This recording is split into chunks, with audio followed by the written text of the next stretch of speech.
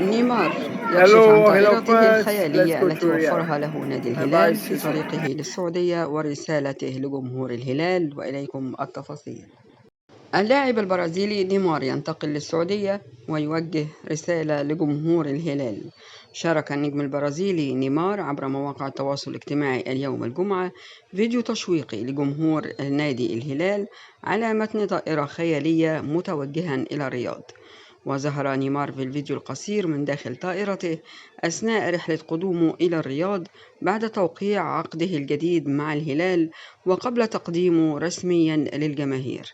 وقال نيمار في المقطع: أهلا متابعيني، هيا بنا إلى الرياض.